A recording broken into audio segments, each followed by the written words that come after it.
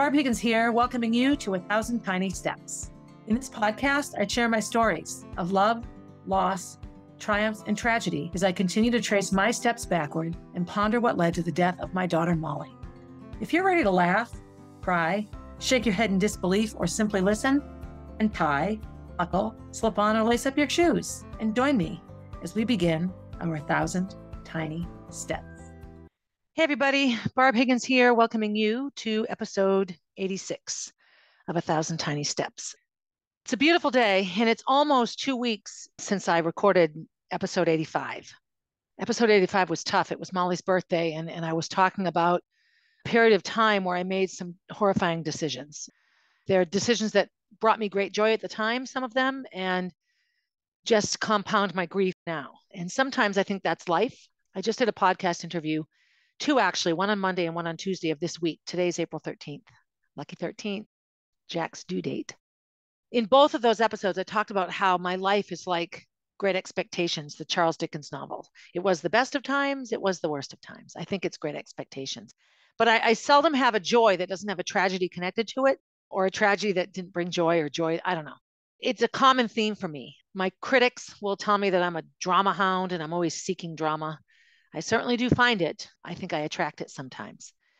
So that was a hard episode for me, talking about the last week of Molly's life and not being here. And the other piece is, in telling my story, when I started this podcast and wanted to talk about my life and my life story, as it related to Molly's death, my 1,000 Tiny Steps, I can either tell the story or not. And so I can either be honest or not. I can't just pick and choose the pieces I share. That's not fair. I have to be honest. And the problem with honesty is that sometimes, I don't live in a bubble. I wasn't living all by myself. I was interacting with lots of different people in the years, months, weeks, days, minutes leading up to Molly's death. And so in telling my story, there are other characters involved. I have to be very careful because their story isn't mine to tell. And in telling my story, I don't want to necessarily hurt those people. And so, of course, I can't tell this story without really hurting Kenny. And I want to acknowledge that this is the balance where I think to myself, how do I navigate forward here? Kenny is the world's biggest optimist, and he always will look for the light side of any situation. He accepts apologies as sincere. He is very supportive and helpful, and he wants people to be supportive and helpful in his life. Certainly makes him an easy target for someone to boss around. And I see it, I can be the world's biggest critic of him when I watch how he lets others take advantage of him, but I took advantage of him. And so in acknowledging that, it brings up old hurts. And, I'm doing a clothing drive currently for the Molly B Foundation. And I think somebody was dropping off clothes, but somebody was listening to my podcast and they commented to me, I've been listening to the podcast. Kenny, I'm so sorry for you. And then shame on you, Barbara. And, you're right. A lot of my actions and decisions were shameful, as were Roy's actions and decisions, as were some of Kenny's actions and decisions. Seldom in these situations is anybody truly a victim in the sense of being completely perfect and innocent and oblivious to everything. We all play our parts. And in telling this story, I try very hard to own anything that I need to own. And if I am including actions that will hurt somebody or regaling or retelling a story that might make someone look bad, I try very hard to own the fact that I'm not pointing fingers. I'm including everyone in my story. Kenny and I have had a hard few days, knowing how Roy really sought to hate Kenny and make Kenny this hateful, disgusting thing in the years that we were, together. He probably would get great joy out of the fact that Kenny and I were fighting. That's kind of how he functions. And I have to be honest, if I thought that he was fighting with Amy or Bob or any of the people involved in our circle, I might feel okay about that too. It's like misery loves company, kind of. But I do want to always start these episodes by acknowledging my piece in it and by explaining that I am not pointing fingers at all the monsters that hurt me. I am including all the monsters with whom I was involved. And sometimes I was the monster too. I sort of ended episode 85 with sort of Death Week and, how I had completely cut off contact with Doug and how Roy and I were navigating what do we do with this now. And I know for someone like Roy, He isn't an emotion feeler. He doesn't ever want to talk things through. He's not somebody who wants to, after a big fight, sort of try to find some reconciliation and hash it out on an intellectual level. Once a fight is over, when he's decided he's done, he's done. We're not talking about this anymore. And he just functions like it never happened, which leaves one half of the duo powerless. And he was always the one that made this decision. I don't think I ever got the chance to say, I'm done talking about it. Things were done being talked about when Roy decided. And so this piece of his nature and his personality was impossible in a situation like the death of a child. There's no black and white. You don't grieve for a set amount of time and then put it away and stop talking about it. But this is how Roy functioned. I'm not going to go into a whole lot of detail right now over the last sort of 7 years of my life since her death. The time will come for those conversations. I do feel that I need to continue along through the true sort of breakup of Roy and I, the first actual breakup since 2009, when we first entered into a relationship. We had several fights and partings and periods of time where we didn't speak. But in terms of I'm done with you, the first sort of official done with me was very shortly after Molly died. So we got through Death Week and then came home. And as I said before, Roy came up and visited. He cried and cried. It was that beautiful visit that made me think there was a side to him I didn't know. Given what's gone on the last 5 years or the last 7 years, I realize now that that was probably orchestrated. I don't know how sincere any of that truly was. If it was sincere, then I apologize, Roy, for doubting that it was. But based on the actions of Roy since then, I highly doubt that he truly feels that way. I think his tears are crocodile tears. I think they come when they sneak up on him and he has to quickly squelch them, or when he knows they will produce a desired effect. That's what I think, based on how he's treated me. I know some people listening might think otherwise, and you're absolutely allowed to feel otherwise. We only know what the people that we're with show us, right? So I'm quite sure some of the words uttered to me are words he would never think to utter to a next door neighbor, for example, or a friend group in whatever social circle he's in. He would never want to show that side of him to those that he was hoping to maintain a positive outlook. In the first week of May 2016, I was a disastrous, devastated mess. We came home and the next day was Mother's Day. I talked about this. Roy would never wish me a happy Mother's Day, and he would say it was because I wasn't his mother, but I was a mother. I wasn't Kenny's mother, and he always got Father's Day stuff for me and Father's Day stuff for me from the girls. I always wished Roy a happy Father's Day because he would complain that his children didn't. So I thought for sure this time around, Roy might be tender about Mother's Day. And I don't think I heard from him at all that day. I'd really have to go back and look through all those text messages. It's painful for me to do that. But the next 2 weeks, so May 7th, which was Unplugged Day, to May 23rd, which was Molly B. the Musical. So 16 days. Those days were hours and hours and hours of me, primarily me, gathering pictures and working with the funeral home and planning a graveside service, all of the things that go into dealing with a dead child. Roy was very supportive of this and of giving me space. I also don't think he quite knew what to do. I think that in deference to him, he is a human being. I do think he has feelings to some extent, and I think all of this was devastating to him. Not that Molly was dead, but more like what Molly's death now meant for the day-to-day life of Roy. That became more clear a bit later. I would text with him and talk to him, let him know how the day went. I was a basket case. We had exactly 4 days to plan a graveside service. That was Wednesday, the 11th. So my communications with Roy during that time were sort of keeping him up on things, checking in with how I'm doing, how's Gracie, wanting to know, was I okay? He was not at all concerned with Kenny. He maintained his hatred of Kenny. He just thought Kenny would pull me down. I don't know. You know what? I don't know what he thought. I can't speak to what Roy was thinking because I don't live inside his head. We got through the May 11th, and I know that Roy and I met 2 or 3 times for lunch. I do know that I don't think I ever went back to his apartment, the one he lived in at the time after Molly's death. I think I never went there again. We met for lunch several times. I was shell-shocked. I can remember him looking at me and just looking at me. Didn't want to shower. My hair was a mess. I was a disaster. I had to, we came home from Amsterdam and I was happy. I'd had a good time. There's a picture of me. I think I've included it in a blog post, and I'm sitting in a big jet engine that's in the airport. I have this biggest smile on my face. I'm so happy. And it was just the best picture. And during this time, Roy put it on his Facebook page. And he said a picture of Barb before her life blew up. He was very willing to share. Now, we had been together, and there was tons of stuff on his Facebook page about me. I was a huge piece of his life. One of my big regrets is that I didn't go back and save all those through all the years and screenshot everything because he deleted it.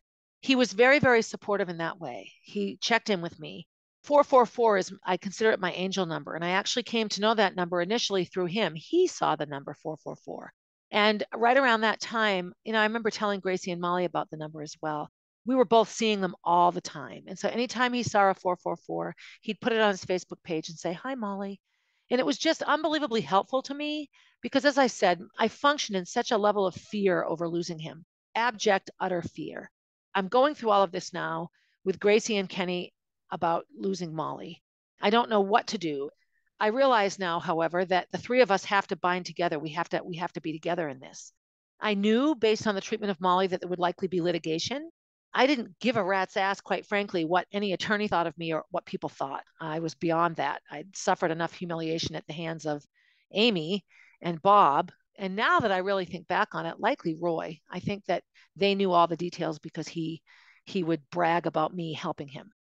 The 444s came up all the time. And so when he would be inclusive, when I would look on his page and see a random post that was about me or about Molly, I had such relief in my heart, like, okay, he's not leaving. Roy came to Molly Be the Musical and he brought his daughters with him. He brought Morgan and Teresa. And they dressed up in these beautiful shirts that his friend Alicia painted. I have one still, this beautiful ballet shirt. Roy wore this beautiful suit and this beautiful pink tie with a handkerchief. Like, he just went all out like he does. He looked stunning and it was a big deal. And he came up and I know he sat up in the balcony and he made a big post on his page about how much he loved me because I got up and talked in front of everybody and what a good job I did and how I made everyone laugh. I remember a few days after that, he changed the word love to light. He started going through, thinking ahead now, getting ready for his big exit before we had discussed it, and sort of took me off his page as a lover and tried to keep me on there as a friend. After Molly Be the Musical, we saw each other again a few times. Again, we'd meet for lunch, we'd walk around somewhere, we'd sit on a bench and hold hands. And it got to the point where he finally said, "I can't do this anymore." And this was probably early June.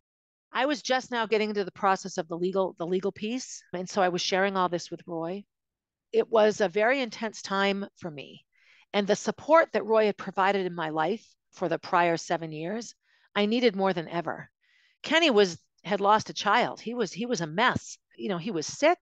His health was failing. And, here we are now with a dead child and worrying so much about Gracie. Gracie at the time was in complete denial and was just enjoying all the attention. She was loving the friends that came over. She was not alone or friendless for the remainder of that school year. Every day, somebody's mom and dad let their child skip school and come and hang out with Gracie. So she was okay. And I was busy writing obituaries and, answering interview questions and putting pictures together for the big slideshow at the end of Molly Be the Musical. I remember how painful it was to look at those pictures. I remember sitting at the kitchen table and just screaming, "I'm not ready for this. I'm not ready for this." We didn't drink a drop of alcohol the whole week at the hospital. But once we came home, Kenny and I went right back to our evening drinks. Doug was invisible through most of this. I quit my job. I just never went back. I didn't even say anything. I just never went back. The school year finished without me and that program finished. And I was so furious with him over that phone call to Roy when we were leaving for our trip that I was done. I had just blocked him from everything. So he knew nothing about what was going on. And being a pretty emotionally unstable person, he had a rough few weeks. Amsterdam was a rough week for him. The whole week Molly was on life support. He didn't know what was going on. And then all the weeks leading up to, those next 2 weeks leading up to the memorial service. At one point, I did go over to visit, to check in with him. I let him know. I sort of unblocked him and checked in. I'm home. I actually refriended him on Facebook so that he could just see all of what was going on with Molly. I had to tread lightly here because I didn't want to send a message to Doug that I was anything but a distraught former friend and former worker. But I didn't want to make Roy angry because I knew if Roy saw me friending him on Facebook, he would immediately think that there was something going on. But I did go over to see Doug, and this is not the time for me to discuss all of that. But that piece of the next 7 years was or the next 5 years really, was profoundly unhealthy and bad. But I was able to keep him at a distance. Doug came to Molly B the musical, but couldn't stay, or so he says. I don't know. I didn't see him there.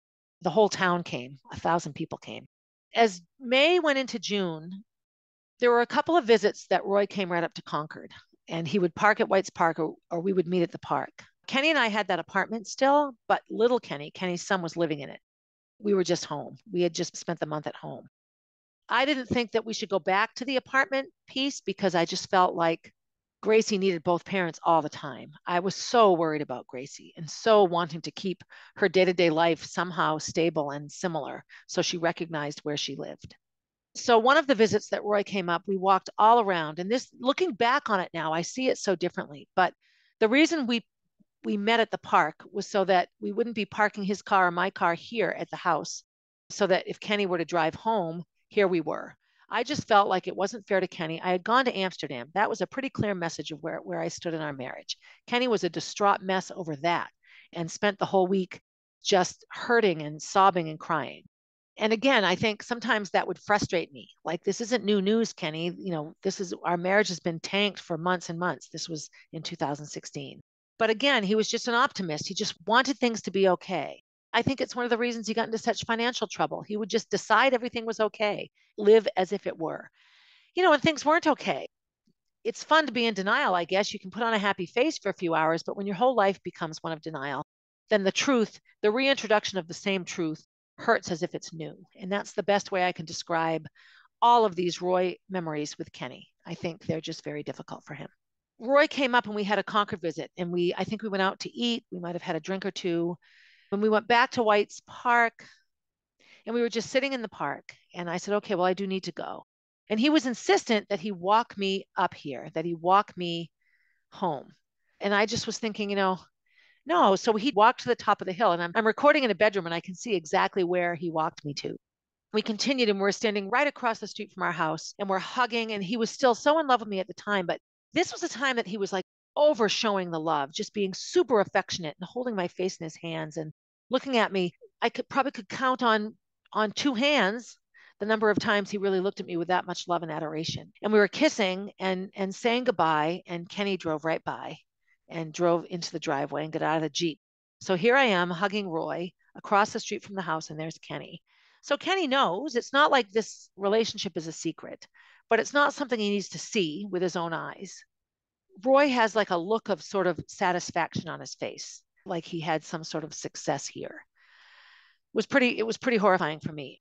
I pulled back and we said our goodbyes, and Roy walked back to the park, and I came in. And Kenny and I had probably one of the ugliest fights post Molly's death that we've ever had. He yelled so hard, his eyes got all red. We screamed and screamed and screamed. The neighbors called to make sure we were okay. It was just, he just went nuts. And I don't blame him. I can't blame him. It had to be a horrible thing for him to see. And it wasn't long after that when Roy really started pushing, that I need to kick that loser out of my house. Those were his words. I'm like, well, that loser just lost a child. Molly was his daughter, Roy. I can't just ask him to leave the home that he's lived in with her and with Gracie. Roy would put me on the spot a lot. Well, where do we stand? And I said, I feel the same way about you. I still love you. I don't know, but I don't know what to do with this. I can't leave. I can't leave Gracie and Kenny and come down and live with you.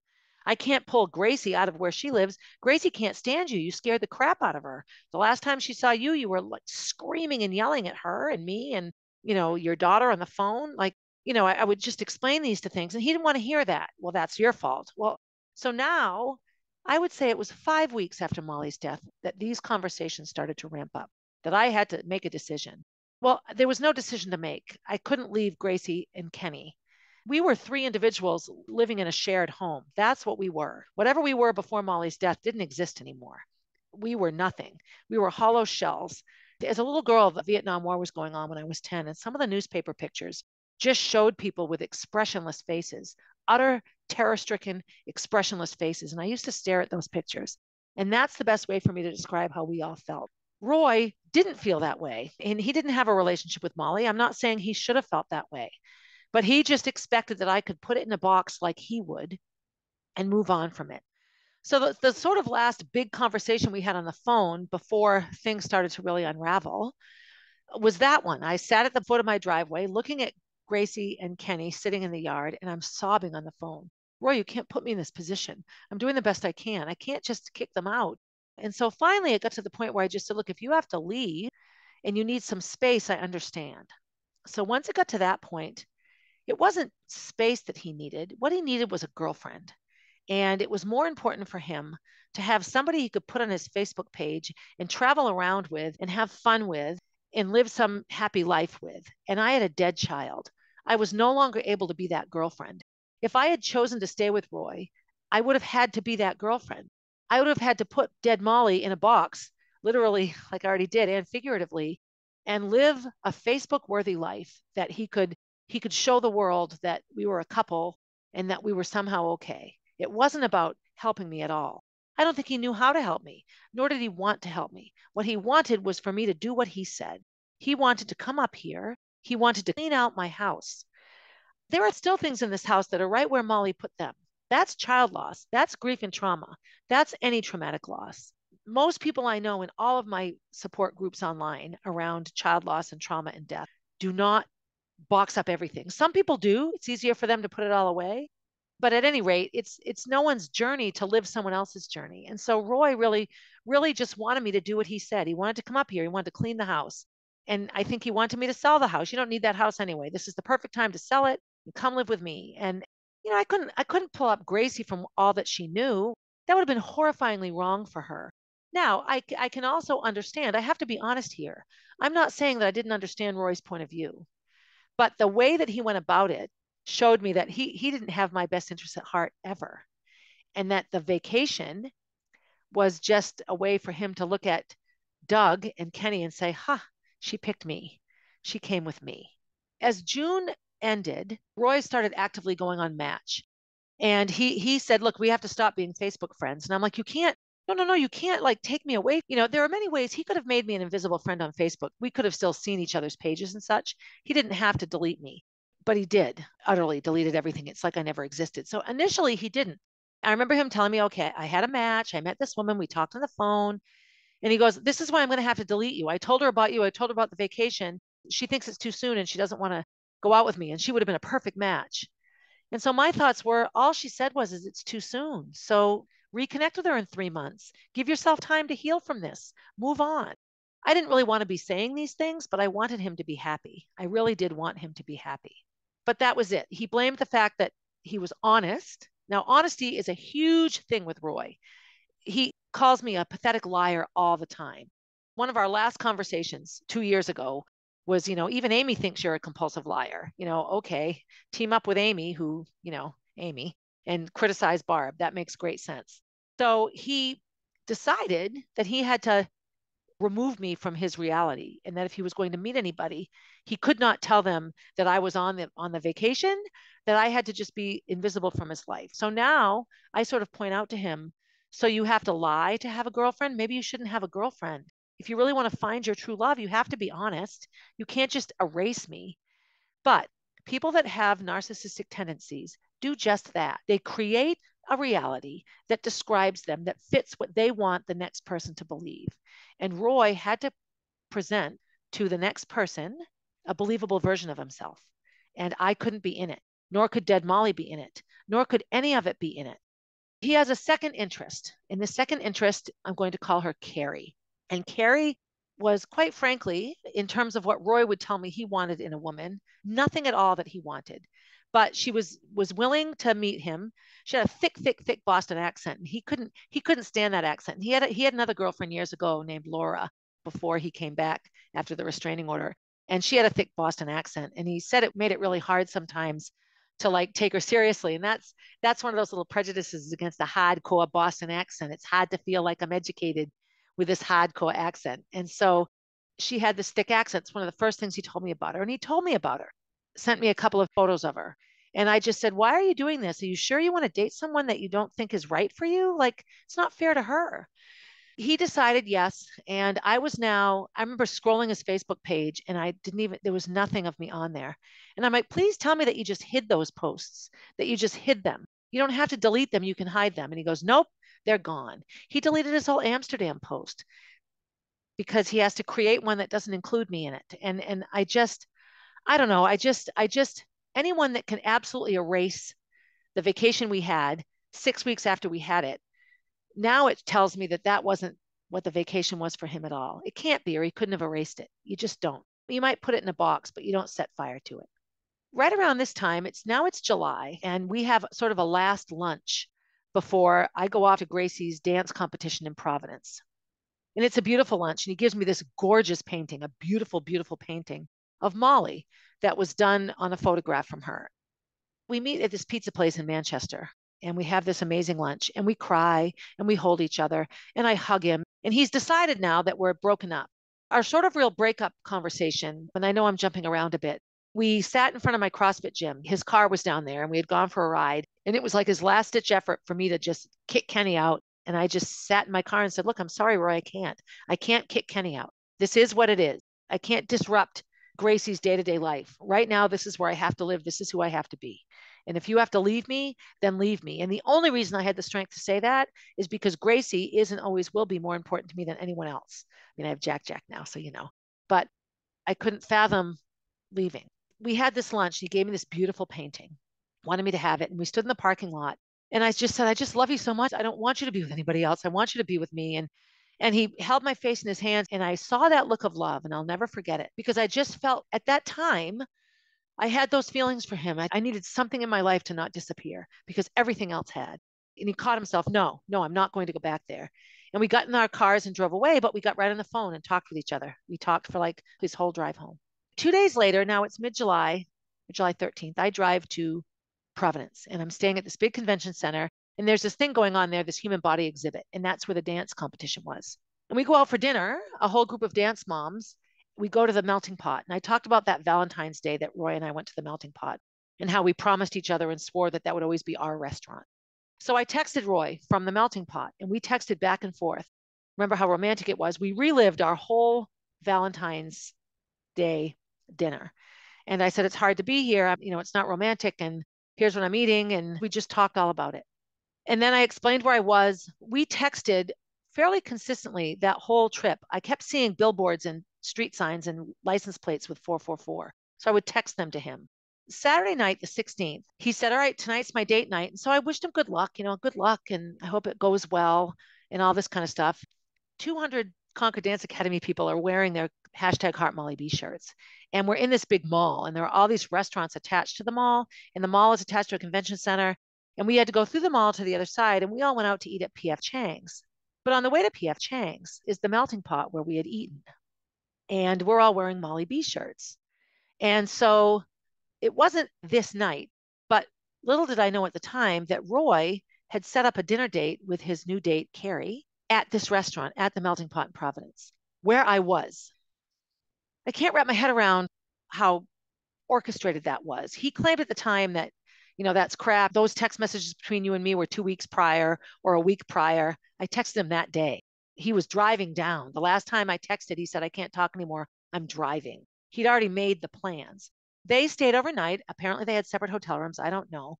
But they had this date in Providence, right where I was. So he took her to dinner at the melting pot, which is where I'd been, which is our Valentine's. And then they stayed overnight, maybe a block from where I was staying. I can't wrap my head around why might this have happened. Did he want to see me, or did he not want to see me, but he wanted me to know that this is how over me he was, because he brought his new date, a first date, to the very restaurant that we had decided was ours when he knew I was right there. It was a couple of days later that he texted me, where were you? Or maybe he might have even texted me from the date, where are you? And I'm like, I'm at P.F. Chang's.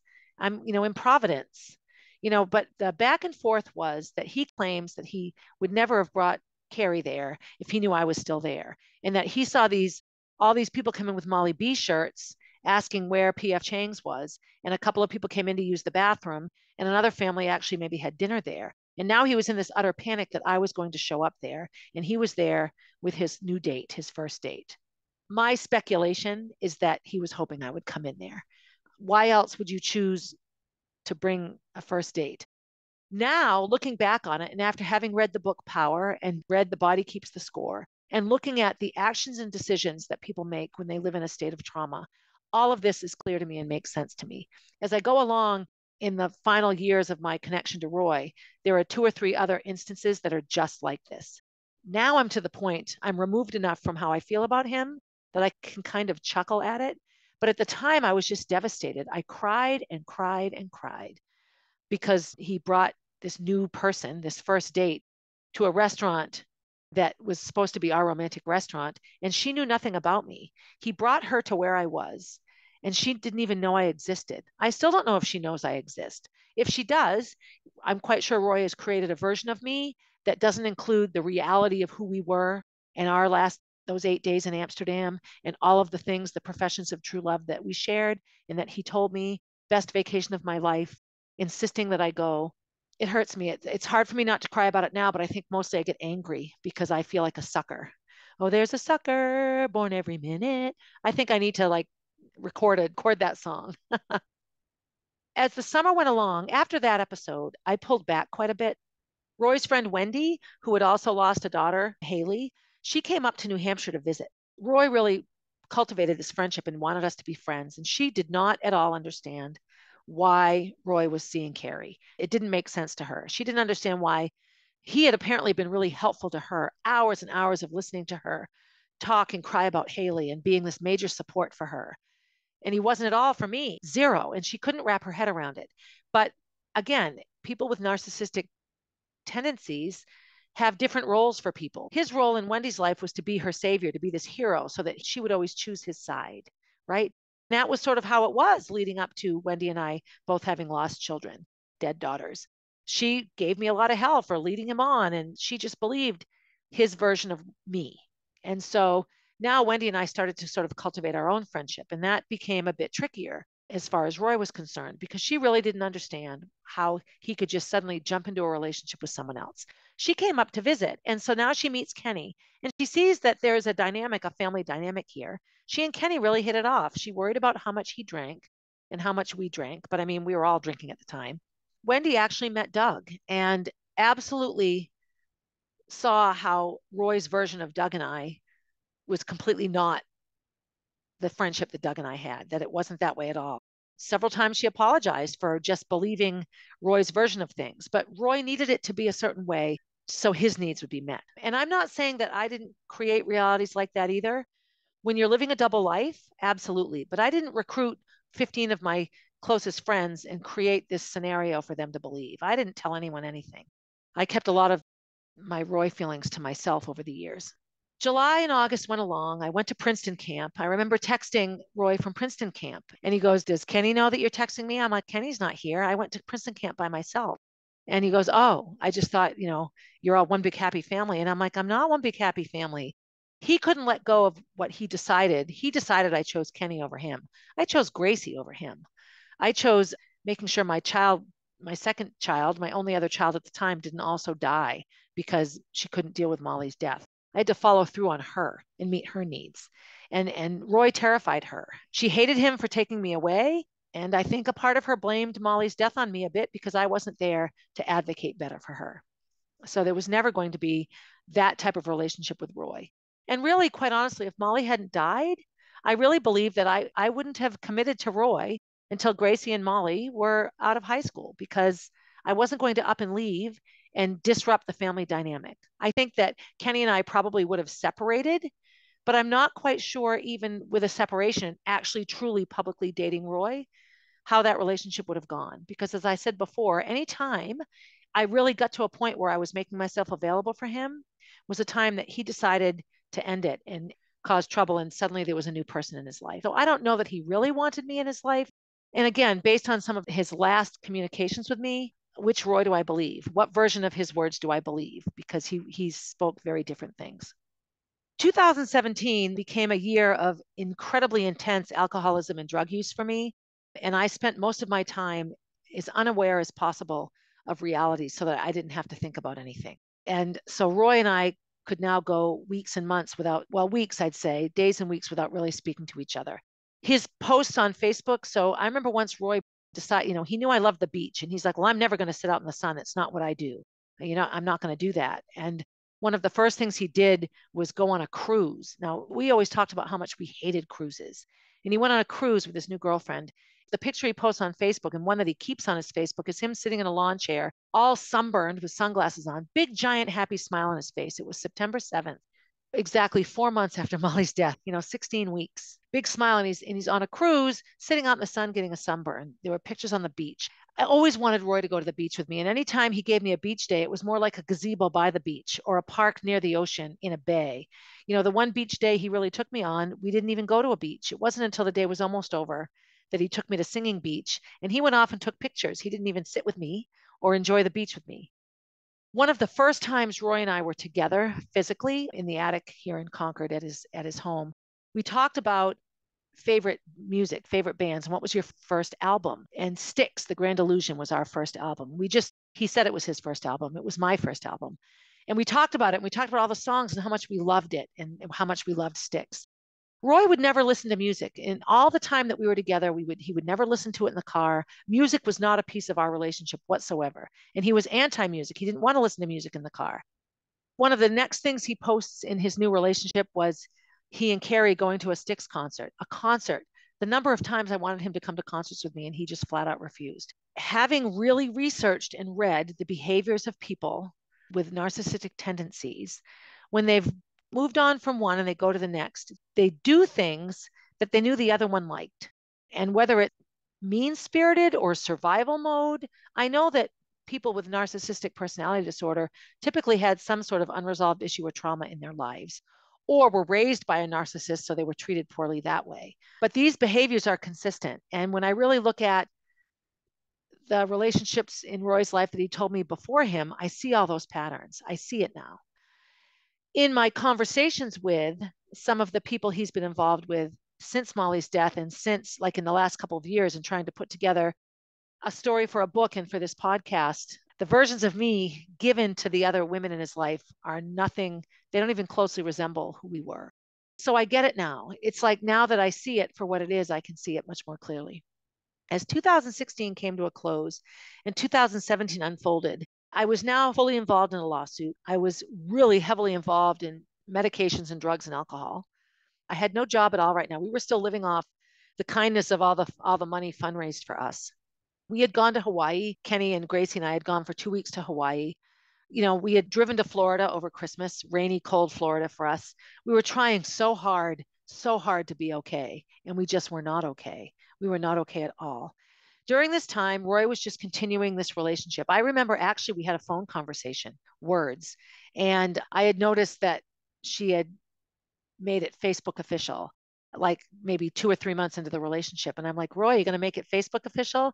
He goes, well, I kind of have to now. And we talked about him telling her he loved her. And I'm like, well, you can't tell someone you love them if you don't. He said, well, I don't really have a choice. Like, if that's where the relationship has to go, then that's what I have to say. This is when you want to, as the jilted lover, as the one who wants the Roy that she used to know back, I wanted to call Carrie on the phone and say, I hope you know this, but it wasn't my place to do so. And they had to, Roy had to go through his life and he had to go in that relationship. They started the love word and I would go on Facebook and see that he was in love with somebody else. It wasn't easy for me, but I was also completely caught up in still bleeding profusely from the wounds of Molly's death, hardly able to function, having this baby dream and trying to process that, trying to keep Gracie stable. She couldn't finish a day of school for the most part. We're still sleeping on the floor. I'm going for long drives at night because I can't sleep. And I have these panicking nightmares that Molly's lost. I have to go look for her. I mean, I was just a mess, just a disastrous mess. And Roy is living a life as if I never even existed, like happy, happy go lucky. We still communicated. We still texted and talked on the phone, not regularly. If too long went by, if a long enough period of time went by, one of us would reach out. We also a couple of times got together. We would meet halfway and meet at a restaurant and have lunch. He had moved into a new, bigger apartment. And so I went down one day to see it, looked at it, and we spent the day together. We had a very strong connection. And I do believe that had I shown up with suitcases, that he might have kept me there. I like to hope and think that he really meant those words. I don't know. But he was fully involved in this relationship, although we still spent some significant time together. When it was the 1-year anniversary of Molly's death, I remember driving around in the car with Kenny, and Roy and I were Facebook messaging, and he's like, this is where we were a year ago. And I'm like, yep. And he goes, do you want to forget about it, or would it be helpful to go through each day? Every day I would open my Facebook Messenger and there was some pictures and some memories from that day. This is what we did on this day. This is what we did on this day. It was a beautiful, kind gesture. I felt we got to relive what was good about that week, leading up to the horrible reality that Molly died. That was super helpful to me. Those actions, I would like to think he did because he loved me. What I know now and what he has shown me now, I don't know. I don't know if that was just still him wanting to know that he still had me, should he decide someday that I was somebody he wanted. I would love, love, love the opportunity to hear his side to all this. I don't think he'll ever share it. I think he has to hold fast to the story that he's given to his family and to everybody else. I don't do this podcast to hurt Roy at all. I know that my words could be hurtful, just like they've hurt Kenny. But I would love to have, I can talk to Kenny. Kenny's willing to put the anger aside and discuss it and talk about it and process it through so we can move along from it. When people ask me, why did I continue to talk to Roy? I don't let go of people. I'm not that kind of person. I don't cut people off and make believe they didn't exist. I still talk to many people in my life, as does Roy. He has lots and lots of former relationships that still talk to him and that he still talks to. But I think in his mind, there's still potentials, like there's still room for a relationship there, or he has them in some sort of manageable way. And I'm not an easily confined person. I don't like being told what to do.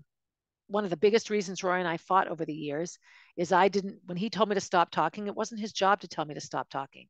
And so we would fight and they could get ugly. The fights could get ugly. As 2017 processed along, the lawsuit began to ramp up. I started working a little bit. I started tutoring at the state hospital. And I remember what I liked about it was the door locked behind me. And I felt safe with the other crazy people. I started to sort of piece together a little bit of work. The first year of Molly's death, we went to Disney, and that was the first time any of us had ever been to Disney World, and it was a wonderful vacation. And it was something that Molly had never done, sort of like Hawaii, so we could enjoy it in a different way because she wasn't missing from the equation of being there. It wasn't like, oh, last time we were here, Molly was here. Yes, of course we missed Molly, but we were in a place that didn't include her in the memory of it, and so it was an easier place to be. The lawsuit was really ramping up. And I shared all of that with Roy. I would text him and call him and talk to him on the phone. We would meet for lunches a lot to talk about the lawsuit. I wasn't sure if he would need to be deposed in it. When you're in a lawsuit, the two sides can, Facebook is public information. Because there was a lawsuit, those attorneys were allowed to read every Facebook Messenger message I ever sent. So they got to read all the down and dirties of my entire life. And that becomes a hospital's weapon. Let's make the mom look really bad. And so Roy's name would come up. Doug's name came up sometimes. Kenny's and my marital troubles came up because those were all things that were in messages to people that you think are private. And so I would share those things with Roy. I remember in the fall of 2017, I went on like an educational trip to DC. And sometimes Gracie would find my phone and look at things. And other times, if she wanted to look at pictures or things like this, I sometimes would go in and block Roy so that if he texted me when she was looking at my phone, she wouldn't see it. It wasn't that I was trying to be secretive. It was more like I didn't want a text to come through from him. It would come through while she was holding my phone. And I know that I was working a bit for Doug because I think in his guilt and his remorse around his role in Molly's death and all the time he took me away from her, his piece in this was he very much wanted to have a friendship. Please, I'm sorry. How can I make it up to you? And he spent a lot of time just, I guess, getting me drunk mostly, but trying to make me feel better and offering me whatever job I could manage. If you can manage this, that would be great. If you can manage this, that would be great. Those things were sort of going along. So did I still have this sort of crazy triangle of Kenny, Doug, and Roy? I did, but there was no big involvement with anybody because I was dementedly sad and crazy. I remember when Roy and Carrie had their 1 year anniversary, and that was sort of a big Facebook thing. And it was all these I love yous and I hope we're together forever. And I just still remember thinking like, he just creates the charade. Like, I wonder if he created a charade for me. I didn't see that so much then. I do now. Now that it's been 2 years since I've spoken with him, almost 2 years coming up on it. Now I wonder how much of what he told me was true. He told her he loved her, and I know that he didn't. Did he not love me? Did he lie to me? These are things that the years after Molly's death have allowed me to ponder and increase my self-hatred because I lost so much by believing people that I shouldn't have believed, by getting sucked into a very, very dysfunctional couple and really putting them first so many times, right up until Molly's death. And so I'll stop here because getting into the fall of 2017, Molly's been gone a year and a half now. The lawsuit is really ramping up, and my alcoholism is sometimes a bit out of control, and my drug use is pondering on scary, scary, scary grounds. I want to share about that. I have to really think through how I can share that information safely. I know I leave myself wide open for criticism here. I'm admitting to an extramarital affair. Somebody said shame on you to me in my yard to my face. Is that a bad thing? No, people need to feel how they feel, but I do know that I open myself up for criticism, but it's my story. And if you want to criticize me for it, you may. I will never, ever try to justify any of my bad decisions, but all the research I've done around figuring out how my life ended up this way, reading books like The Mountain Is You and The Body Keeps the Score and Power. These books have been profoundly helpful in me being able to sort of look inside my head and analyze myself and come to terms with some of my decisions. I get some criticism from the let's always be positive people. Like, why are you sharing bad things? Because most of the population walks around with a bucket of bad things. We all deal with them differently, and I deal with them by sharing them. From Roy dropping me off on May 1st and me going up to the ER until the winter of 2017.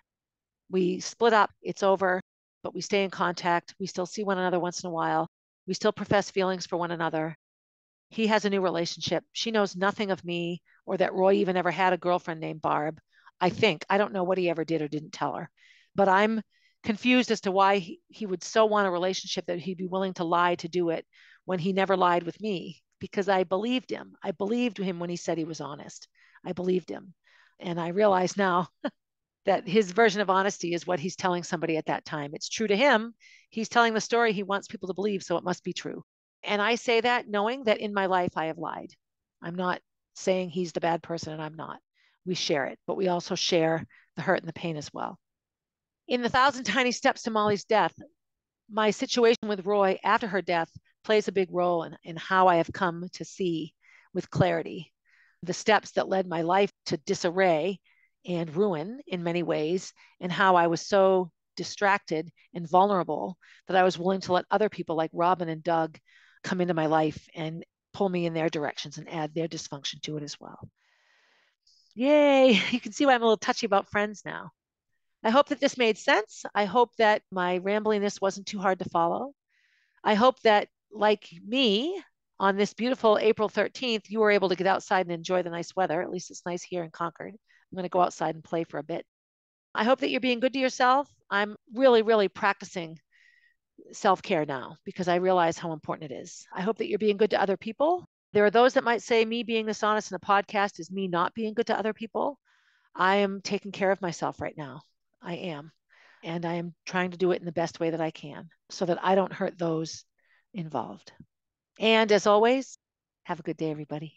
Hey, thanks for listening and for supporting the podcast. Feel free to leave a review and to share my stories with your friends. Please reach out with your own stories. I love connecting with my listeners. If you want to see what I'm up to next, you can find me on Instagram at barb_444, on Facebook as Barb Higgins, and at my website, 1000tinysteps.com. And while you're there, sign up for my newsletter, a weekly way to find out what's up in the life of Barb Higgins.